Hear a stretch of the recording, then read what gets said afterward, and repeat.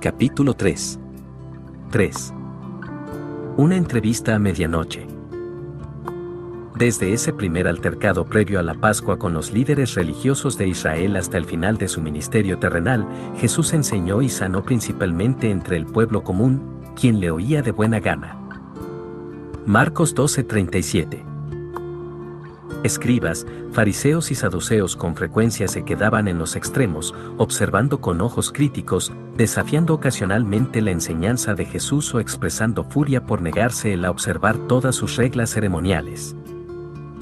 Pero desde este punto en adelante, prácticamente todos los encuentros registrados de Jesús con los fariseos implicaron conflicto. Unos cuantos fariseos amigables. Un examen de los evangelios produce muy pocas excepciones a ese patrón. Pero vale la pena mencionarlas. Por ejemplo, los 3 evangelios sinópticos registran la resurrección de la hija de Jairo de la muerte. Mateo 9:18-26, Marcos 5:22-43, Lucas 8:41-56. Jairo era un gobernante en la sinagoga de Capernaum, sin duda un discípulo de los fariseos, posiblemente hasta el mismo un fariseo. Lo más probable, sin embargo, es que fuese un laico que servía como anciano en esa pequeña comunidad. En cualquier caso, él es un ejemplo muy raro de un líder judío gobernante a quien Jesús bendijo en lugar de condenar. Jairo acudió a Jesús en un momento de desesperación, porque tenía una hija única, como de 12 años, que se estaba muriendo, Lucas 8:42. La niña en realidad sí murió mientras Jairo llevaba su petición a Jesús. Versículo 49, y Jesús después la resucitó de la muerte. La única nota de negatividad en todo este episodio proviene de los amigos de Jairo y otros plañideros, en respuesta a la seguridad de Jesús de que la niña estaría bien, y se burlaban de él, sabiendo que estaba muerta. Versículo 53. Jairo, desde luego, se quedó anonadado cuando Jesús resucitó de la muerte a su hija. Versículo 53, y sin duda fue conmovido con la gratitud más profunda. Lo que se hizo de él después de esto no está registrado, pero las palabras de Jesús para él justamente antes de resucitar a la niña de la muerte, no temas, cree solamente, Marcos 5:36, no son otra cosa sino tiernas, positivas y aseguradoras. Por tanto, parece justo deducir que Jairo sí que creía en Cristo, uno de un pequeño puñado de líderes religiosos judíos que dieron evidencia de fe en Jesús mientras su ministerio entre el pueblo común prosperaba. El joven rico era igualmente un oficial religioso de algún tipo, véase Mateo 19:16-26, Marcos 10:17-27, Lucas 18:18-27. Él bien podría haber sido un fariseo. Después de todo, uno de los rasgos característicos de los fariseos era su amor al dinero, Lucas 16:14, y ese era, sin duda, el gran pecado de ese joven. Pero él se acercó a Jesús con una pregunta que ciertamente sonaba sincera. Aún su saludo resonaba con un respeto auténtico: Maestro bueno, ¿qué haré para heredar la vida eterna? Lucas 18:18. La respuesta de Jesús, aunque no era lo que el joven había esperado oír, no tenía tono alguno de reproche o de burla. De hecho, Marcos 10:21 expresamente nos dice que Jesús le amaba, recordándonos que la frecuente ira de Jesús con los líderes religiosos judíos, su odio de la hipocresía de ellos, y su oposición a sus errores no eran de ninguna manera incoherentes con un auténtico amor por ellos. Quienes piensan que es inherentemente poco amoroso confrontar, amonestar o corregir, necesitan examinar el enfoque de Jesús: yo reprendo y castigo a todos los que amo, sé, pues, celoso, y arrepiéntete, Apocalipsis 3:19. Al menos en 3 ocasiones, todas registradas por Lucas, Jesús cenó en los hogares de fariseos, Lucas 7:36-50, 11:37-54, 14:1-14. Si esos encuentros comenzaron cordialmente, no obstante todos ellos terminaron con Jesús denunciando la doctrina y la práctica de los fariseos, así que no constituyen realmente importantes desviaciones del patrón de las relaciones contenciosas de Jesús con los líderes religiosos de Israel. De hecho, el incidente de Lucas 11 terminó con Jesús pronunciando una serie de ayes contra los fariseos y los maestros religiosos. Las últimas palabras de Lucas en esa narrativa describen muy bien el sabor de la mayoría de las conversaciones personales de Jesús con los líderes religiosos de Israel. Diciéndoles él estas cosas, los escribas y los fariseos comenzaron a estrecharle en gran manera y a provocarle a que hablase de muchas cosas, acechándole y procurando cazar alguna palabra de su boca para acusarle. Lucas 11:53-54. Nicodemo de noche. El relato de Nicodemo en Juan 3 es ciertamente el más inusual de todos los encuentros de Jesús con fariseos, y el único ejemplo significativo de un extenso diálogo amigable entre Jesús y un fariseo. De hecho, destaca como la conversación personal más larga que Jesús mantuvo con ningún líder religioso en todos los relatos de los evangelios. Observemos, sin embargo, lo que hace que esta reunión sea tan poco usual es la respuesta de Nicodemo a Jesús. Jesús no fue menos claro con Nicodemo de lo que era con cualquier otro fariseo, pero Nicodemo evidentemente acudió a Jesús deseando verdaderamente aprender, en lugar de hacerlo con el típico plan fariseo de autobombo a costa de Jesús. Y el resultado fue un tipo de intercambio marcadamente diferente. Nicodemo parece haberse acercado a Jesús poco después de esa primera limpieza del templo, quizá más adelante esa misma semana, durante la fiesta de los panes sin levadura. Está claro por la narrativa del Evangelio que el interés de Nicodemo en Cristo era genuino, en la medida en que se desarrolló. Aún así, no tenía una auténtica fe salvadora, y Jesús aclaró eso en sus primeras palabras a Nicodemo. Había sido una semana ocupada de ministerio público para Jesús. Es la primera vez que consta que él realizó numerosos milagros, y lo hizo públicamente. Es interesante que el relato de Juan de esa semana no se enfoque en absoluto en los milagros. De hecho, Juan los menciona solo una vez de pasada, sin siquiera decir qué tipo de milagros fueron. Muchos creyeron en su nombre, viendo las señales que hacía. 2:23. Es de suponer que las señales de que habla Juan fueron sanidades y liberaciones demoníacas, porque tales milagros se convirtieron en una marca del ministerio público de Jesús. Marcos 1:34. Pero Juan no se detiene para describirlos aquí. Su punto principal al mencionar esos milagros iniciales era registrar que Jesús obtuvo fama y seguidores esa semana, y aún así, Jesús seguía siendo de algún modo reservado, hasta distante, hacia muchos de sus potenciales discípulos. Juan escribe, estando en Jerusalén en la fiesta de la Pascua, muchos creyeron en su nombre, viendo las señales que hacía. Pero Jesús mismo no se fiaba de ellos, porque conocía a todos, y no tenía necesidad de que nadie le diese testimonio del hombre, pues él sabía lo que había en el hombre. Juan 2:23-25. Ese es el final de Juan 2, y conduce inmediatamente al relato de Nicodemo. Como transición entre los dos pasajes, es importante por un par de razones. En primer lugar, establece un contexto que explica por qué Jesús trató a Nicodemo del modo en que lo hizo. En segundo lugar, es una de muchas afirmaciones poderosas de la deidad de Jesús que Juan entreteje en su Evangelio. Aquí Juan destaca la prueba de la omnisciencia divina de Jesús. Jesús conocía los corazones de los hombres, lo cual solamente Dios puede conocer. Primera de Samuel 16:7, Primera de Reyes 8:39, Apocalipsis 2:23. A propósito, aunque Juan no hizo un relato detallado de los milagros que mencionó en Juan 2:23, ese primer torrente de milagros públicos fue otra prueba dramática de la deidad de Jesús. Ese repentino derramamiento de señales debió de haber sorprendido y emocionado profundamente al apóstol. Él y Andrés habían sido discípulos de Juan el Bautista en el desierto al este del río Jordán cuando Jesús los llamó, Juan 1:35-39. Juan el Bautista nunca había hecho ningún milagro, Juan 10:41, sin embargo, la gente llegaba en grandes números para oírle de toda Judea y de las regiones vecinas. Mateo 3:5. El Bautista declaró que él no era el Mesías sino solo el precursor, Juan 1:23, Isaías 43:5. Hey there, Ryan Reynolds here. It's a new year, and you know what that means. No, not the diet. Resolutions.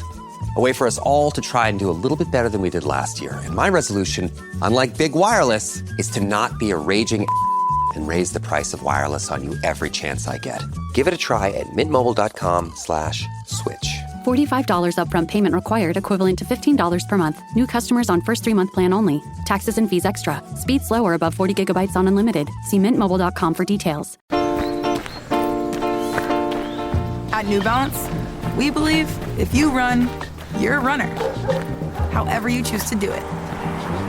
Because when you're not worried about doing things the right way, you're free to discover your way.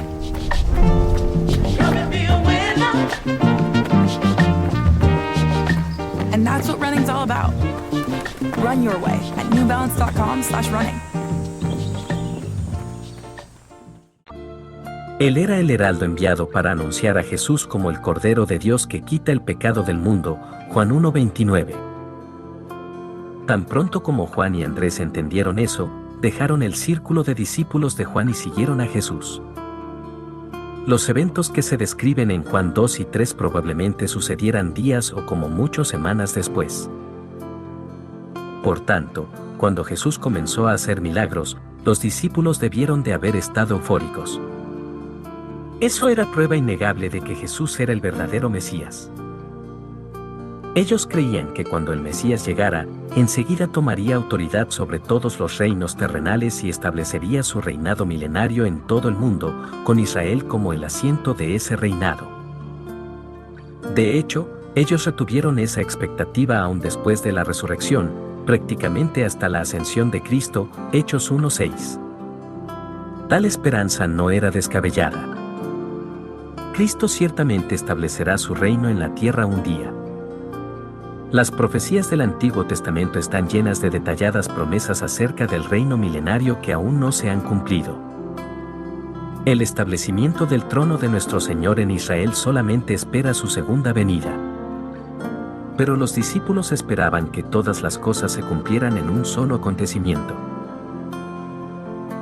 Desde el comienzo del ministerio público de Jesús, ellos naturalmente consideraban la inmediata popularidad de Jesús entre el pueblo común como una tremenda señal de progreso en esa dirección. Sin duda, suponían que Jesús pronto obtendría también el apoyo de los líderes religiosos de Israel. Y después de eso, la institución de su reino no podía estar mucho más lejos. Desde la perspectiva de los discípulos, entonces, la reserva de Jesús hacia las multitudes que lo apreciaban, sin mencionar su cautelosa, algunos podrían decir antagonista, interacción con un importante hombre religioso como Nicodemo, debió de haber sido desconcertante. Mirando en retrospectiva, Juan podía ver ciertamente por qué Jesús seguía siendo distante y hasta lo subrayó como una clara evidencia de la omnisciencia de Jesús.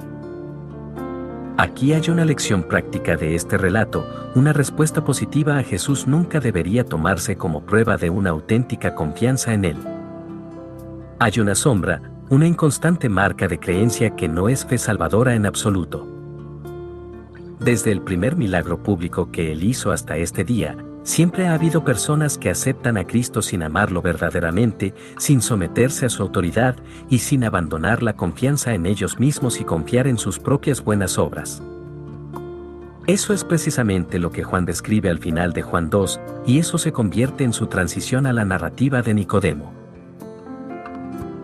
Nicodemo era, en este punto, uno de esos casi creyentes de quienes Jesús no se fiaba automáticamente. Juan hace un astuto juego de palabras en los últimos 3 versículos del capítulo 2. La expresión muchos creyeron en su nombre en el versículo 23 y la expresión Jesús no se fiaba de ellos en el versículo 24 utilizan el mismo verbo griego. Juan está diciendo que muchas personas respondían a Jesús con cierto tipo de entusiasmo que no llegaba a ser una fe sincera, así que él tampoco confiaba completamente en ellas. En otras palabras, ellos decían que creían en él, pero él no creía en ellos. Él no tenía fe en la fe de ellos. Juan, desde luego, no escribió su evangelio con divisiones por capítulos. Los números de los versículos y la interrupción en la corriente de la narrativa después de Juan 2:22 a 25 no estarían ahí en absoluto si estuviéramos leyendo el manuscrito original de Juan. Él pasa de modo natural del hecho de que Jesús conocía los corazones de los hombres al relato de Nicodemo, el cual realmente ilustra precisamente lo que Juan estaba diciendo. De hecho, la historia de Nicodemo es un vívido ejemplo de lo perfectamente que Jesús conoce el corazón del ser humano. Nicodemo, mientras tanto, demuestra lo fácil que es responder positivamente a Jesús y, sin embargo, no llegar a tener una fe auténtica. Nicodemo entra en escena calladamente, tarde en la noche. El temor a lo que sus compañeros en el consejo pudieran pensar o hacerle parece ser su motivo para llegar bajo el manto de la oscuridad de la noche. Eso se hace totalmente claro en Juan 19:38 a 39, donde Nicodemo aparece en tándem con José de Arimatea, preparando el cuerpo de Jesús para el entierro después de la crucifixión. El apóstol Juan dice que José de Arimatea, que era discípulo de Jesús, pero secretamente por miedo de los judíos. Versículo 38. El siguiente versículo comienza, y Nicodemo. Los dos parece que eran amigos y compañeros espirituales, los dos únicos miembros del Sanedrín que escucharon a Cristo durante su ministerio terrenal, pero secretamente, por miedo.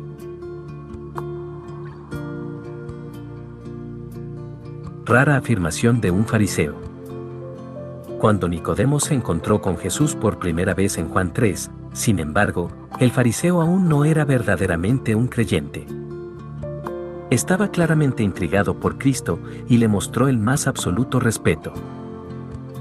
De hecho, el saludo de Nicodemo era un reconocimiento rotundo de la autoridad profética de Cristo, una afirmación no oída de ningún otro miembro del consejo ni antes ni después de esta. Él dijo: Rabí, sabemos que has venido de Dios como maestro, porque nadie puede hacer estas señales que tú haces, si no está Dios con él. Versículo 2. El título Rabí era una expresión de honor. Al provenir de un gobernante fariseo como él, era una señal de que Nicodemo consideraba un igual a Jesús. Desde luego, Nicodemo lo dijo como un gran halago. Una demanda imposible por parte de Jesús.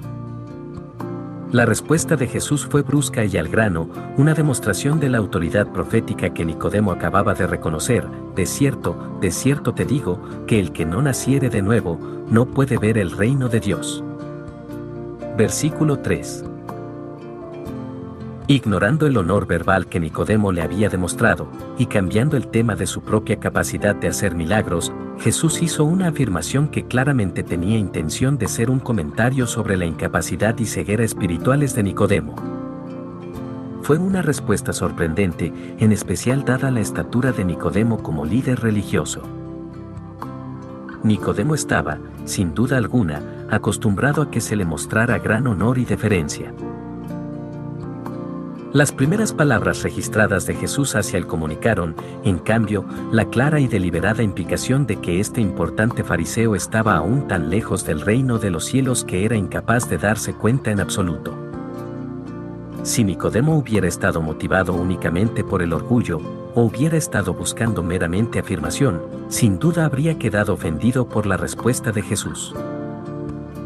Pero Nicodemo estaba claramente siendo atraído a Cristo por el Espíritu Santo, porque su respuesta a Jesús fue sorprendentemente serena. No hay indicio de resentimiento, ningún insulto dirigido a Jesús y ninguna frialdad.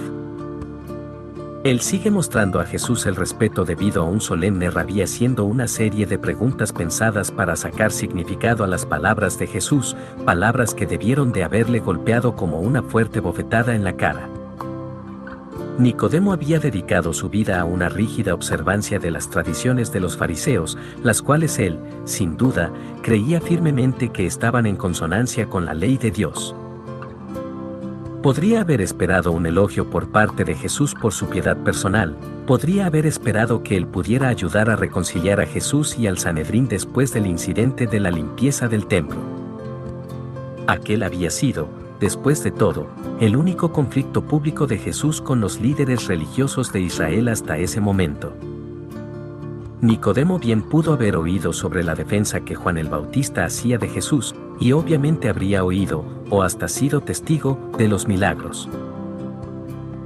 De hecho, el lenguaje que Nicodemo utilizó, sabemos que has venido de Dios como maestro, sugería que él había hablado de las credenciales proféticas de Jesús con otros que estaban de acuerdo en que él debía venir de Dios. Claramente, Nicodemo se acercó a Jesús con muchas esperanzas y anhelantes expectativas, como debió de haberle sorprendido la respuesta de Jesús. Nicodemo había honrado a Cristo llamándolo rabí. Jesús sugirió, en cambio, que Nicodemo ni siquiera era aún un principiante espiritual, no tenía parte alguna en el reino de Dios. Jesús no estaba siendo desagradable o meramente insultante, estaba siendo fiel con un hombre que necesitaba desesperadamente oír la verdad. El alma de Nicodemo estaba en juego. ¿Nacer de nuevo? Nicodemo no pareció entender al instante que Jesús estaba hablando de regeneración, el nuevo nacimiento, el despertar espiritual del alma muerta. Pero estaba bastante claro que Jesús le estaba llamando a hacer un comienzo totalmente nuevo. Eso era mucho pedir a alguien como Nicodemo, quien, como cualquier buen fariseo, creía que estaba acumulando mérito delante de Dios mediante toda una vida de cuidadosa atención a los detalles ceremoniales más diminutos de la ley. ¿Qué quería Jesús que hiciera? ¿Tirar todo eso como si fuera basura? Así, desde luego, es precisamente como el apóstol Pablo más adelante describiría su propia conversión del fariseísmo en Filipenses 3:7-9, pero cuántas cosas eran para mi ganancia, las he estimado como pérdida por amor de Cristo.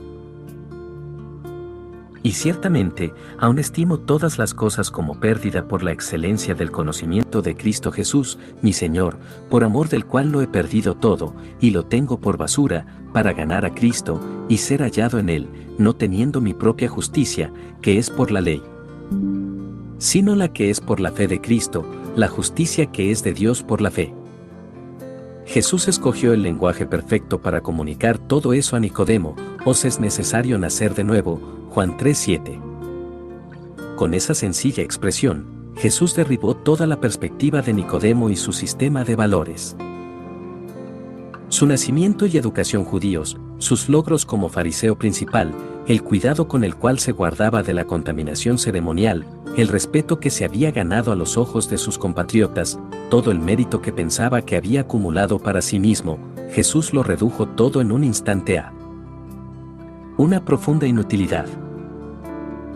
A pesar de cualquier otro significado que Jesús quisiera dar, hasta aquí estaba claro, Jesús estaba demandando que Nicodemo olvidase todo lo que defendía, se alejase de todo lo que había hecho como fariseo, abandonase la esperanza en todo lo que había confiado y comenzase de nuevo desde el principio. La respuesta de Nicodemo con frecuencia se ha malentendido: ¿cómo puede un hombre nacer siendo viejo? ¿Puede acaso entrar por segunda vez en el vientre de su madre y nacer? Versículo 4. No imaginemos que Nicodemo era tan ingenuo como para pensar que Jesús le estaba diciendo que él literalmente tenía que nacer de nuevo físicamente. Nicodemo debió de haber sido un maestro muy experimentado, o no habría llegado a su posición. Claramente, era un hombre perceptivo, quizá el que tenía más discernimiento de todo el Sanedrín. Por tanto, debemos darle el mérito de tener un mínimo de inteligencia. Su pregunta a Jesús no debería interpretarse como una referencia literal al nacimiento físico más que la frase original de Jesús. No se nos dice en detalle cuán bien Nicodemo entendió el punto de Jesús, pero está claro que captó lo esencial de la idea de que necesita un comienzo totalmente nuevo. Así, Su contestación a Jesús meramente siguió con la imagen de Jesús y la empleó para mostrar a Jesús que él entendía la imposibilidad de lo que Jesús le acababa de prescribir. Él era un hombre maduro, lo bastante patriarcal en edad y en sabiduría para servir como uno de los principales ancianos de Israel. La membresía en el Sanedrín era un honor que no se otorgaba con frecuencia a jóvenes. Por tanto, cuando Nicodemo preguntó, ¿cómo puede un hombre nacer siendo viejo? Estaba señalando que los hombres de su edad no deciden simplemente comenzar de nuevo desde un principio. Y cuando preguntó, ¿puede acaso entrar por segunda vez en el vientre de su madre y nacer? Es razonable suponer que estaba comentando la completa imposibilidad de hacerse a sí mismo renacer en ningún sentido. Él ciertamente entendió mucho más de lo que normalmente se le acredita. Una referencia críptica del Antiguo Testamento. Para cualquiera que careciese de la familiaridad que tenía Nicodemo con el Antiguo Testamento, la respuesta siguiente de Jesús solo podría haber agravado la confusión. Jesús contestó, de cierto te digo, que el que no naciere de agua y del Espíritu, no puede entrar en el reino de Dios. Lo que es nacido de la carne, carne es, y lo que es nacido del Espíritu, Espíritu es. No te maravilles de que te dije, os es necesario nacer de nuevo. Juan 3, 5-7. De hecho, muchos estudiantes de la Biblia que examinan este pasaje se quedan confundidos por él. Algunos han sugerido que cuando Jesús habló de agua, estaba hablando del bautismo, y algunos de ellos interpretan esto como una frase sobre la necesidad del bautismo en agua como requisito previo para la regeneración. Pero el bautismo de Juan no podría haber sido un medio de regeneración, porque significaba un corazón ya arrepentido, el cual es un fruto de la regeneración. El bautismo cristiano, asimismo un símbolo, no un medio, de regeneración, ni siquiera había sido instituido aún. Por tanto, la idea del bautismo es totalmente ajena a este pasaje. Algunos comentaristas sugieren que agua es una referencia al líquido amniótico que señala el comienzo del nacimiento físico, y, por tanto, creen que Jesús estaba describiendo dos nacimientos distintos en el versículo 5, el nacimiento físico agua, y el nacimiento espiritual, el espíritu. Una mirada más cuidadosa, sin embargo, muestra que el versículo 5 simplemente reafirma el versículo 3 en otras palabras. Notemos el paralelismo, el que no naciere de nuevo, no puede ver el reino de Dios. Versículo 3, y el que no naciere de agua y del Espíritu, no puede entrar en el reino de Dios. Versículo 5. Nacer de nuevo es lo mismo que nacer de agua y del Espíritu. El paralelismo es deliberado, y la frase naciere de agua y del Espíritu es simplemente la explicación de Jesús del segundo nacimiento.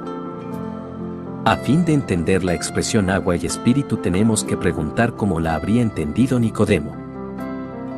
Hay dos famosos pasajes en el Antiguo Testamento donde las palabras agua y espíritu están juntas de una forma que da sentido a este pasaje. Uno es Isaías 44:3, que utiliza un paralelismo poético para igualar los dos términos, haciendo del agua un símbolo del Espíritu Santo, porque yo derramaré agua sobre el sequedal, y río sobre la tierra árida, mi espíritu derramaré sobre tu generación, y mi bendición sobre tus renuevos. El Espíritu Santo se describe frecuentemente en el Antiguo Testamento derramándose como agua. Proverbios 1:23, Joel 2:28-29, Zacarías 12:10. Por tanto, para un maestro judío empapado del lenguaje del Antiguo Testamento, la idea de nacer de agua y del Espíritu evocaría la idea de un derramamiento del Espíritu de Dios, lo cual es precisamente lo que Jesús estaba diciendo. Pero el texto clave del Antiguo Testamento sobre esto, el que estoy convencido que era al que Jesús hacía alusión, y el que casi con seguridad vino a la mente de Nicodemo, era un pasaje importante y familiar, Ezequiel 36:25-27. Ahí el Señor está afirmando la promesa de un nuevo pacto a Israel, y dice, esparciré sobre vosotros agua limpia, y seréis limpiados de todas vuestras inmundicias, y de todos vuestros ídolos os limpiaré. Os daré corazón nuevo, y pondré espíritu nuevo dentro de vosotros, y quitaré de vuestra carne el corazón de piedra, y os daré un corazón de carne. Y pondré dentro de vosotros mi espíritu, y haré que andéis en mis estatutos, y guardéis mis preceptos, y los pongáis por obra.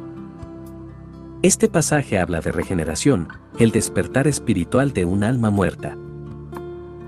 Y esa es la verdad en que Jesús estaba insistiendo con Nicodemo.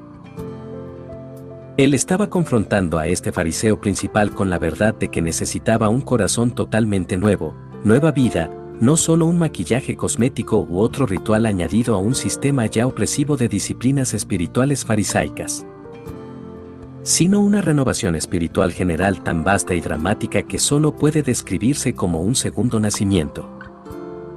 Con Ezequiel 36 como contexto, la yuxtaposición que Jesús hace de agua y espíritu tiene todo el sentido. Estaba señalando intencionadamente a Nicodemo hacia la familiar verdad de esa promesa clave acerca del nuevo pacto.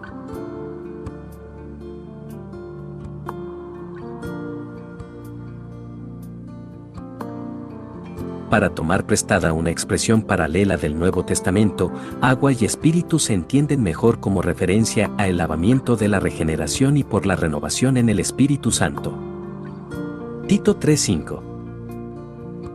Con toda probabilidad, Nicodemo, muy familiarizado con la profecía de Ezequiel, ahora entendió exactamente lo que Jesús le estaba diciendo.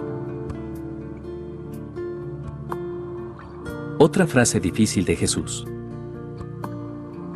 Jesús continuó enfatizando más extensamente que el renacimiento espiritual es totalmente una obra de Dios, y no el resultado del esfuerzo humano. Lo que es nacido de la carne, carne es, y lo que es nacido del espíritu, espíritu es. Versículo 6. Jesús simplemente estaba afirmando una verdad que, al reflexionar, debiera ser evidente por sí misma. La carne engendra carne. Los seres vivos se reproducen todos ellos según su género, Génesis 1:24. Por la naturaleza de las cosas, por tanto, la vida espiritual no puede ser el fruto del logro humano, un hecho que contradice toda forma de religión de obras, incluyendo el sistema fundamental de creencias de los fariseos. Además de eso, añadió Jesús, debido a que el renacimiento espiritual es una obra del Espíritu, está por encima del control de las obras humanas o de la fuerza de voluntad humana. El viento sopla de donde quiere, y oyes su sonido, mas ni sabes de dónde viene, ni a dónde va. Así es todo aquel que es nacido del Espíritu. Versículo 8. Los efectos del viento se pueden observar, pero sus fronteras no pueden discernirse por los sentidos humanos, y el viento mismo no puede ser dirigido ni retenido por los esfuerzos o la ingenuidad humanos. El ministerio del Espíritu Santo opera de forma similar. Él es soberano y se mueve donde Él desea, no a capricho de ningún plan humano. Sus obras no se contienen, ni se dispensan automáticamente, en ningún ritual religioso o protocolo ceremonial. De hecho, el Espíritu no es movido por lo que nosotros hacemos en absoluto, sino por su propia voluntad soberana. Para un típico fariseo, lo que Jesús le estaba diciendo a Nicodemo probablemente habría resultado muy ofensivo. Jesús estaba atacando el núcleo mismo del sistema de creencias de Nicodemo, dando a entender claramente que Nicodemo estaba perdido, muerto espiritualmente, y en definitiva nada mejor en su rígido fariseísmo que un gentil totalmente inmoral sin Dios. Además, como observaremos a lo largo de este estudio, Jesús dijo precisamente eso a los fariseos con bastante frecuencia. Esa fue una respuesta directa a las preguntas de Nicodemo: ¿cómo puede un hombre nacer siendo viejo? ¿Puede acaso entrar por segunda vez en el vientre de su madre y nacer? Jesús estaba diciendo a Nicodemo, en un lenguaje que Nicodemo seguro que entendió, que no solo no estaba hablando de una reforma propia superficial o carnal, sino que, de hecho, él estaba llamando a algo que Nicodemo era impotente para hacer por sí mismo. Eso destruyó el corazón de las convicciones religiosas de Nicodemo. Para un fariseo como él, la peor noticia imaginable sería que no hubiera nada que él pudiera hacer para ayudarse a sí mismo espiritualmente. Jesús básicamente había igualado a este distinguido fariseo con el tipo de pecador más depravado y licencioso, había descrito el caso de Nicodemo como totalmente sin esperanza. Eso sí es hablar duro. Pero ese es, después de todo, precisamente el punto de comienzo del mensaje del Evangelio. Los pecadores están muertos en delitos y pecados, por naturaleza hijos de ira, sin esperanza y sin Dios. Efesios 2:1, 3, 12.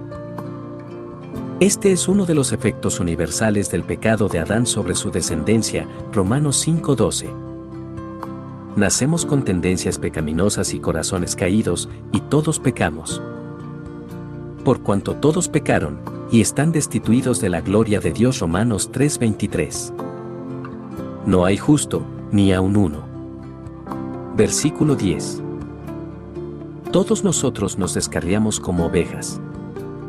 Isaías 53:6.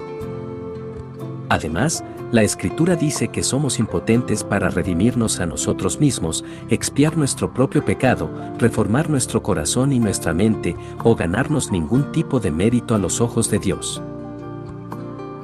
Romanos 8:7-8 dice, por cuanto los designios de la carne son enemistad contra Dios, porque no se sujetan a la ley de Dios, ni tampoco pueden, y los que viven según la carne no pueden agradar a Dios.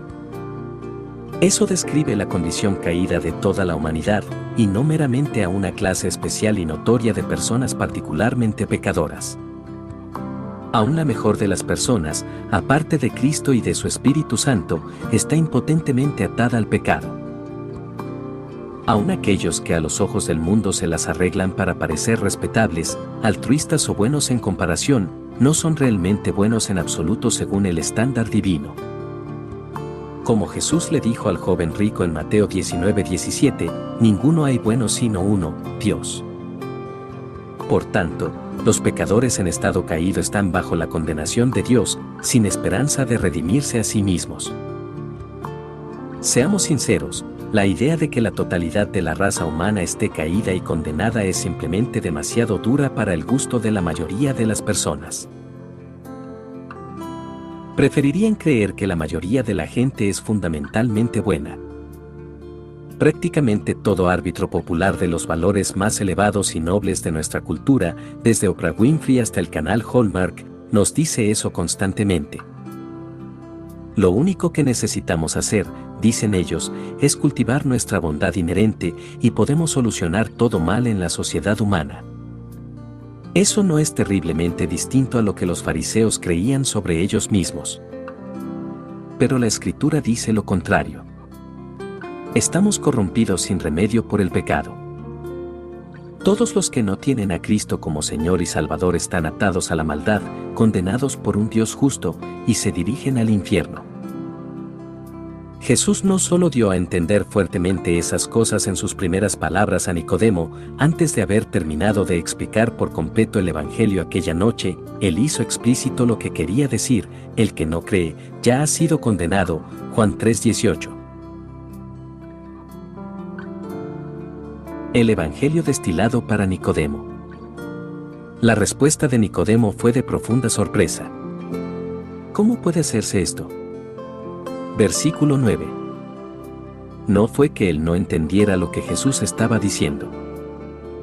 Yo creo que él captó el mensaje con claridad, pero derrocó sus más profundas convicciones y le dejó prácticamente sin palabras. Esa pregunta, ¿cómo puede hacerse esto?, es lo último que oímos de Nicodemo en la narrativa de Juan 3. No tenía ninguna cosa más que decir. ¿No es sorprendente? Jesús estaba a punto de lanzar su dardo más directo, personal y represivo a Nicodemo: ¿eres tu maestro de Israel, y no sabes esto? Versículo 10. Todo lo que Jesús le había dicho a Nicodemo hasta ahí tenía una clara base en el Antiguo Testamento. Nicodemo era uno de los principales eruditos bíblicos en la nación. ¿Cómo podía no saber esas cosas? Suena a humillación. El fariseo promedio lo habría tomado de ese modo y habría respondido a Jesús con insultos, acusaciones o comentarios despreciativos. No Nicodemo. Él se quedó completamente en silencio por la reprimenda. De hecho, él más o menos se queda en el segundo plano de la narrativa de Juan. No se le vuelve a mencionar hasta el capítulo 7, donde aparece en una reunión del Sanedrín, dice unas palabras en defensa de Jesús, y enseguida es silenciado, Juan 7:44-53. El enfoque de Juan 3 se dirige entonces exclusivamente a Jesús, quien da uno de sus discursos más importantes, una extensa lección sobre la verdad del Evangelio. Es uno de los pasajes más familiares y citados con mayor frecuencia de todo el Nuevo Testamento. Su centro principal, desde luego, es quizá el versículo más amado en la Biblia, un hermoso resumen de un solo versículo del mensaje del Evangelio, porque de tal manera amó Dios al mundo, que ha dado a su Hijo unigénito, para que todo aquel que en él cree, no se pierda, mas tenga vida eterna. Juan 3:16. Pero el contexto que rodea a Juan 3:16 destaca en contraste bastante marcado con la familiar dulzura de ese versículo. El discurso de Jesús tomado como un todo es una extensa acusación del espíritu de fariseísmo. Mientras Nicodemo escuchaba en completo silencio, Jesús procedió a trazar un claro contraste entre creyentes y no creyentes, entre los humildes y los hipócritas, entre los verdaderamente renacidos y los meramente religiosos. Y estaba muy claro en su juicio que los fariseos, incluido Nicodemo, estaban en el lado equivocado de esa división. A Nicodemo no le quedaba otra cosa que hacer sino escuchar. Juan 3:11-21 es tan abundante que, si el espacio lo permitiera, podríamos dedicar al menos un capítulo completo o dos a desarrollarlo, y eso ni siquiera comenzaría a sondear sus profundidades. Para seguir con el tema de este libro, sin embargo, tomaremos nota de 2 o 3 formas obvias en que el discurso de Jesús habría golpeado duro a Nicodemo. En primer lugar, observemos que Jesús implicó directamente a Nicodemo como no creyente: de cierto te digo, que lo que sabemos hablamos, y lo que hemos visto, testificamos, y no recibís nuestro testimonio. Si os he dicho cosas terrenales, y no creéis, ¿cómo creeréis si os dijere las celestiales? Versículos 11-12, énfasis añadido. Para oídos posmodernos, eso suena extraordinariamente duro. Los evangélicos contemporáneos normalmente se erizan ante la idea de desafiar la profesión de fe de alguien. Las redes religiosas de televisión están llenas de maestros que profesan ser cristianos pero cuya doctrina y estilo de vida no muestran un verdadero fruto de salvación. Personas como esas han prosperado y hasta han comenzado a dominar la percepción pública no cristiana de lo que es el cristianismo, principalmente porque líderes evangélicos más sanos y sólidos son renuentes a llamarles por su nombre y decir con claridad que son charlatanes y falsos maestros. Oponerse a otro ministro públicamente sencillamente no parece agradable. La idea de ser percibido como duro o negativo es más odiosa para algunos cristianos que realmente no tener criterio. Por tanto, se da a los falsos maestros rienda suelta para fomentar sus falsas enseñanzas y alardear de sus extravagantes estilos de vida. La ignorancia de Nicodemo acerca de su necesidad de regeneración fue prueba de su incredulidad. Él había estudiado el Antiguo Testamento de forma académica, y desde el punto de vista de sus compañeros fariseos, él era uno de los mayores expertos en el tema, pero él nunca se había molestado en aplicar su enseñanza a su propio corazón y, por tanto, Jesús fue perfectamente claro con él: tú no crees.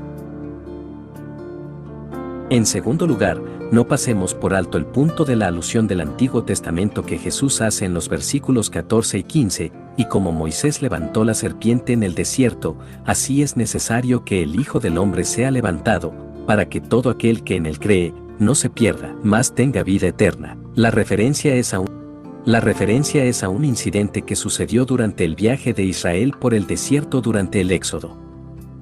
Números 21 registra que el pueblo se desalentó, comenzaron a despreciar el maná que Dios proporcionaba diariamente para su sustento. Y en su frustración se rebelaron contra Dios y contra Moisés, y habló el pueblo contra Dios y contra Moisés: ¿por qué nos hiciste subir de Egipto para que muramos en este desierto?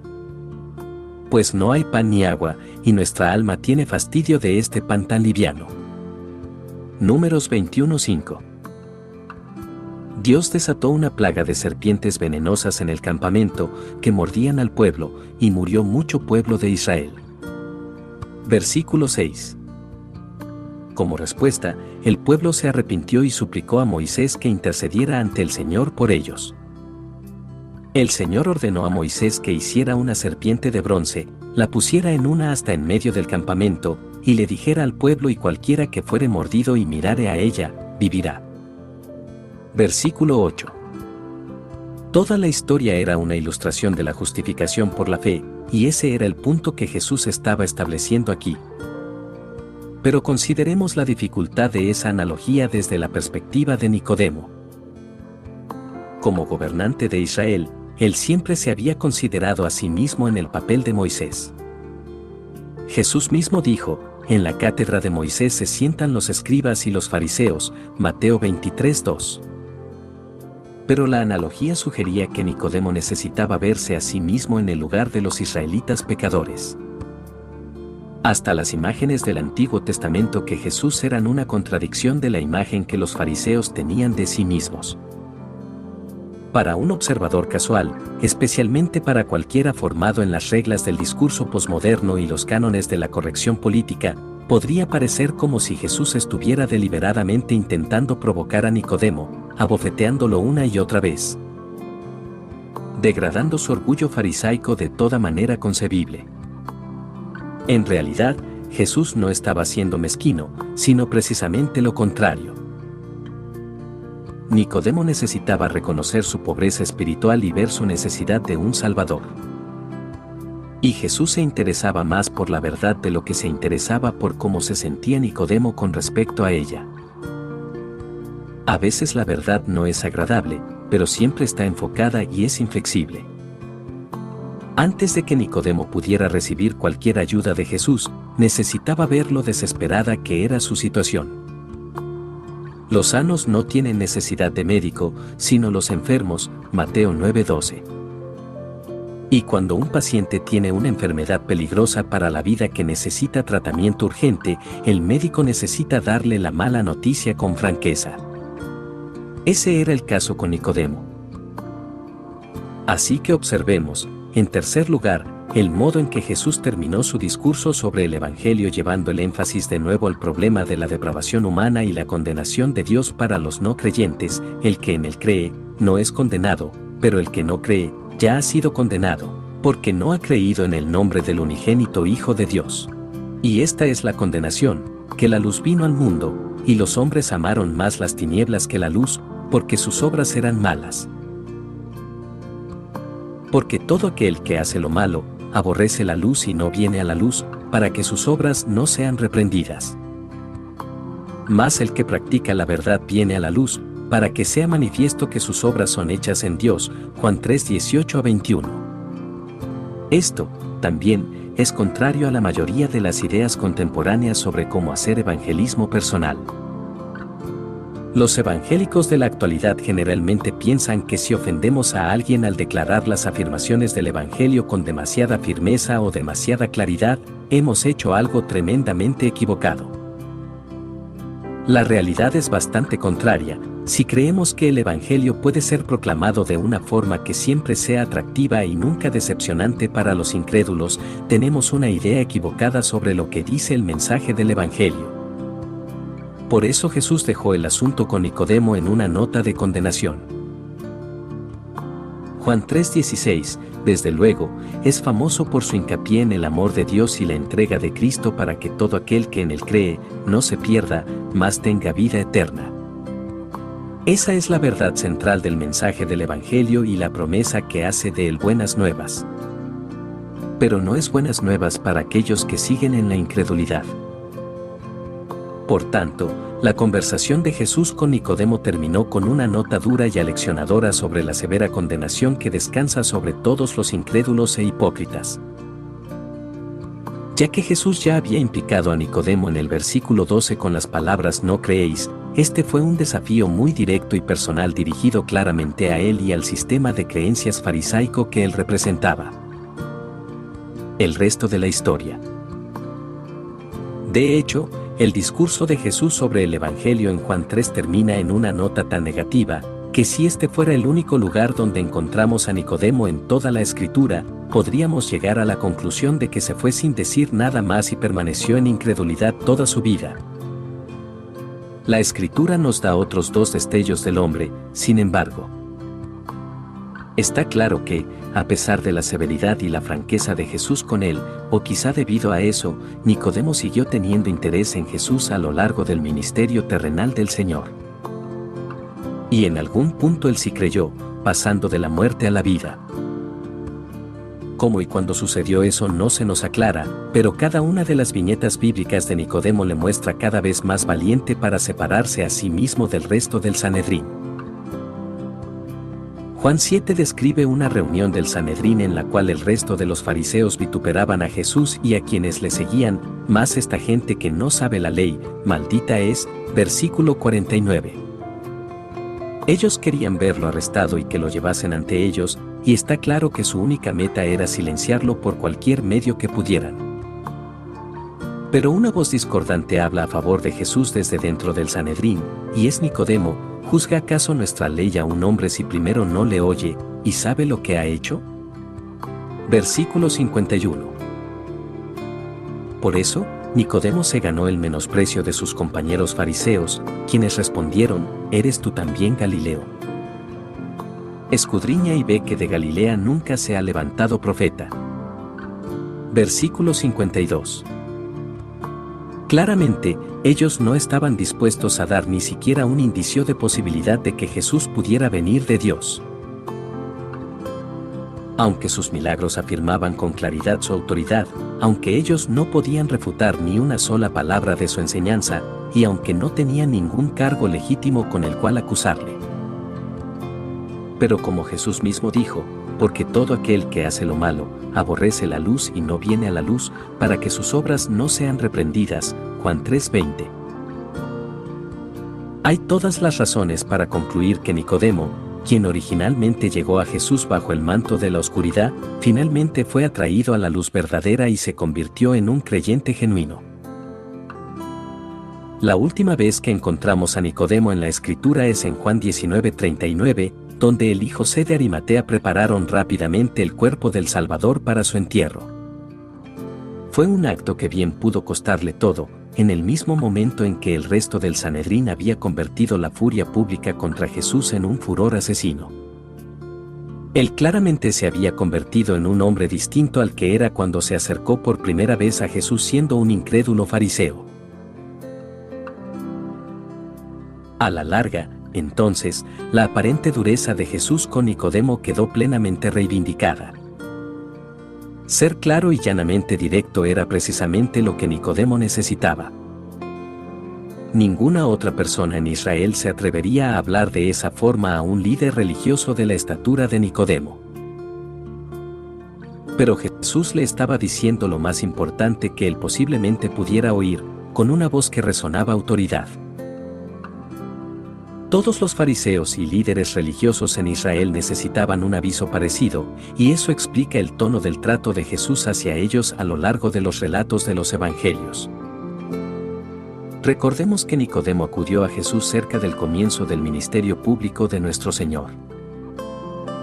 Tristemente, sin embargo, aparte de esta única conversación con Nicodemo, todas las relaciones públicas de Jesús con los fariseos terminaron mal, con los fariseos ofendidos o enojados.